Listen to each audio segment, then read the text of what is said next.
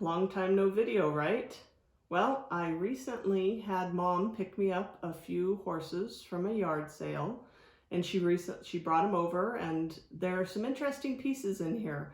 So I thought I'd open them and talk about them on camera and see what she ended up getting for me. So this yard sale ad was kind of a typical, where it had little pictures of kind of an overall view of a bunch of different things, mostly horses at this sale. Interesting combination of high quality and inexpensive. So when Mom went to the sale, I told her what I was interested in, and then she was able to take some pictures. We talked back and forth at the sale, and this is what I ended up with. One of the things that's difficult to tell on small pictures is if a horse is chalky or pearly.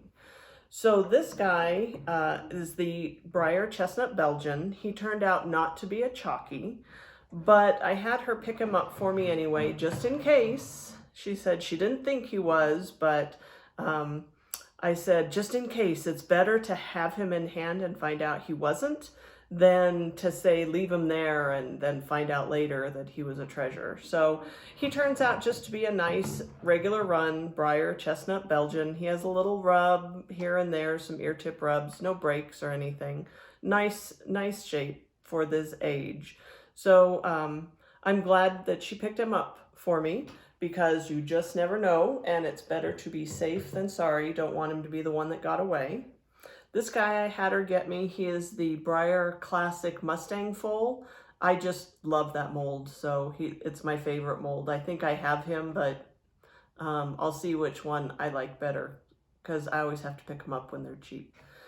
Then this is the Classic Arabian foal, another mold that I love that is also possible in chalky and pearly. Now, he was standing up in the picture in the yard sale ad, but what you couldn't see was that front leg is just really bent. He is also not in great shape. He has lots of rubs, but he's super pale, very nice shading. So I can just use some hot water on that front leg and bend that leg back into shape. That's not a problem.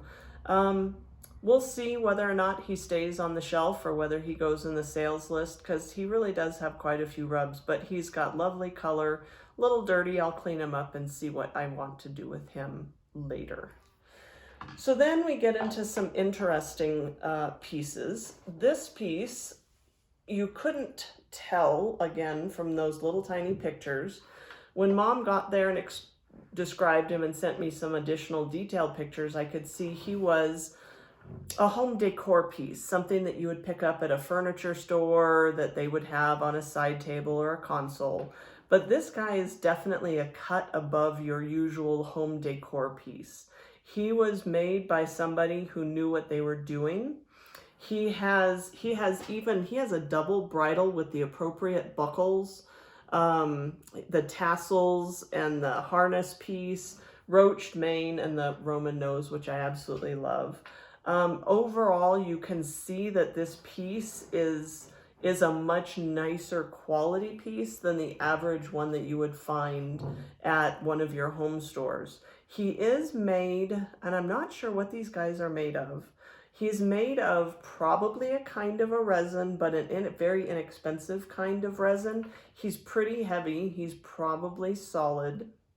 He has one little ear chip, which isn't bad, but he does have some cracks across his nose, which is something that happens with these pieces, because the inside piece resin that he's made of and then their outside paint job just don't play nicely together, and they're pretty fragile, even brand new. You see them in those home stores, and they will even start to have damage just from the shipping and handling from the factory to the point of sale. So this is a nice nameless, there's no sculpture there's no sculptor name. There's no other markings on this piece, but he is a very nice high quality home decor piece. And glad I picked him up, just because I find him super interesting. Now the next two pieces are a little older. And they're the ones that I really wanted to see and talk about and figure out what they actually were. So this guy This guy is a Lane and Company pottery. He used to be a TV lamp. He's actually marked on the back, Lane and Company, Van Nuys, California, 1957.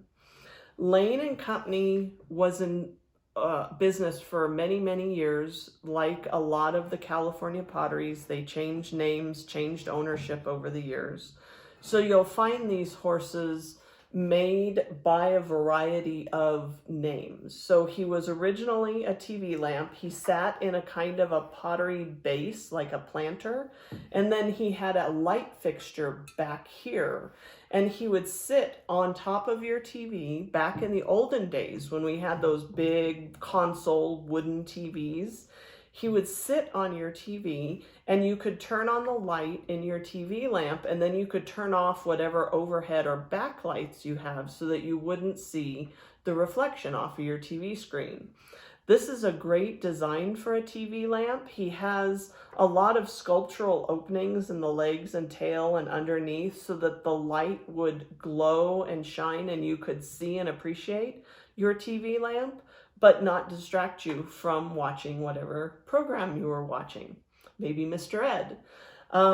So this guy has lost his base, but he is still a super nice piece. Whoever had him, maybe the base broke and they wanted to keep the horse because this person that had this yard sale was a horse collector. They had a lot of different pieces.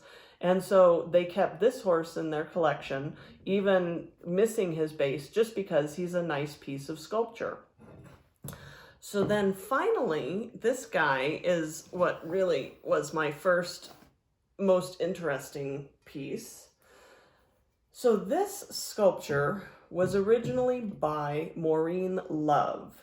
The Maureen Love that we talk about with Hagen Renneker and the Breyer Classics and Proud Arabian sculptures.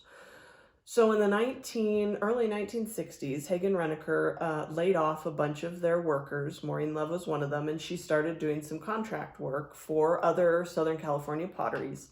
This is sort of one of the pieces that she sculpted.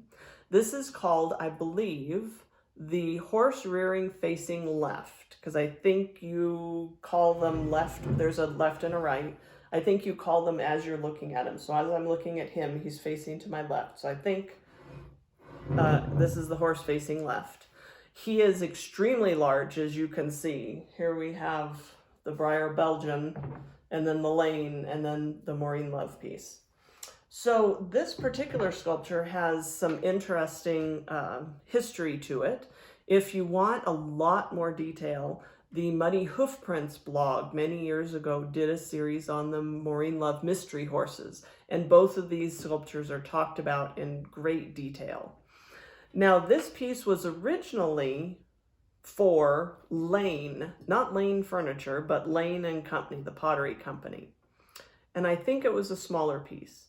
But over the years, it was either sold or someone took it, made a cast of it, and then sold it.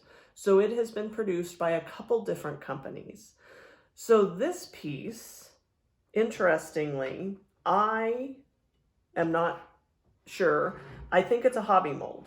I don't think it's one of the original Lane pieces. The Lane pieces tended to have very artistic paint jobs. They had a lot of golds and greens and interesting. This guy's a little more realistic than your average Lane paint job. The green is kind of classic, that overwash on the base. So the glaze, the green piece is pretty Lane, but he is marked on the back here, Provincial. So Provincial, I think they did what we would call original finish. I don't think that they released them as bisque to the hobby market. And when I'm talking about the hobby market, I'm talking not about the model horse hobby. I'm talking about hobbyists who would buy a bisque piece of pottery and take it home and paint it, like we would go nowadays to one of those pottery painting studios. So when we say hobby mold, we're talking about hobby ceramicists, hobby painters. So I think Provincial did original finish. I don't think they did hobby molds. However, he is also marked on his base BG, and it's etched in BG 1979, which does indicate hobby.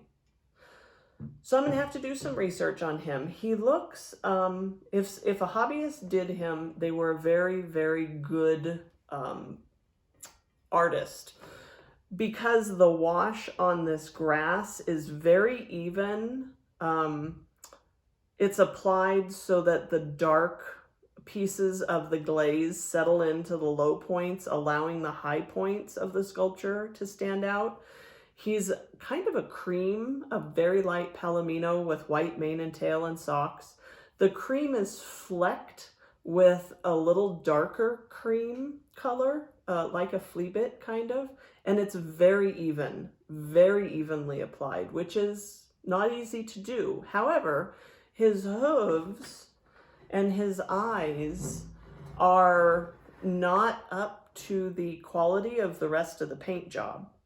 So I'm going to have to do some research on this guy, but super interesting part of the model horse, and in correlation with the general hobby market, because Breyers were originally made as decorations for your home. That's how we got the decorators, was people, they were trying to market them to people who would display them like a TV lamp or a console piece. And so the confluence of the really good sculptors like Maureen Love and that hobby market and the decor market is the intersection of where we as model horse collectors like to really enjoy that interplay of the evolution of something. Now this piece, I believe, if I remember the article, was originally a cut down of a rearing horse. So someone saw a rearing horse, an artist, cut the pieces off, stuck them back together, and created this guy who's running. That interplay of artist, decor, home, craft, hobby is a very interesting place and has created a lot of interesting things. This yard sale that Mom picked these pieces up from showed the evolution and the really interesting piece where I like to be, which is seeing the history and the different people and companies that came together to bring us these pieces, and they all can be at home with our model horse collecting hobby. From the 50s through the 70s through the 2000s, we as model or as horse lovers have taken and appreciated these pieces over the years, and they're still being produced today in a wide variety of quality finishes. So like I said, if you're interested in more history on particular the Maureen Love piece, some of the Lane pieces, and some of that original 1950s, 60s California pottery history, check out that Maureen Love Muddy Hoofprints blogspot. There's a lot of interesting detail there, and that's where I'm going to go after this video to research these two guys. So I hope you enjoyed this video and learned something. Keep checking out those yard sales and looking for horses, and hopefully I'll find some more great stuff soon and make some more videos. Thank you.